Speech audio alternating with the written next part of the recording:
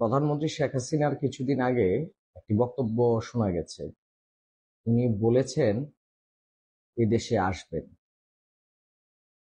তাহলে দেশ ও দেশের বাইরে থাকা প্রতিটি বাঙালি ও বাংলাদেশিদের জন্য আসসালামু আলাইকুম। প্রধানমন্ত্রী শেখ হাসিনার কিছুদিন আগে একটি বক্তব্য শোনা গেছে। উনি বলেছেন এদেশে আসবেন,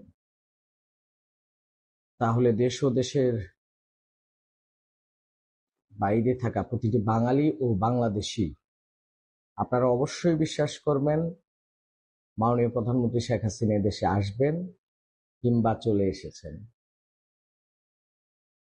আমি পাগলের প্রলাপ বকতে পারি, এটা স্বাভাবিক, কিন্তু মুজিব কন্যা শেখ হাসিনা পাগলের প্রলাপ বকার মতো মহিলা না। এটা বাঙালি এবং বাংলাদেশি সকলেই জানে। তাই প্রত্যেককে অনুরোধ করব, চিন্তা চেতনা, দেশপ্রেম এটার ভিত্তিতে মন্তব্য করবেন, কারণ কে জানে আজকের এই বক্তব্য কাল আপনার ভবিষ্যৎ নির্ণয় করবে। তাই আসুন প্রতিহিংসা দূর করে দেশ ও সমাজ গঠনে একে অপরের পাশে থাকি।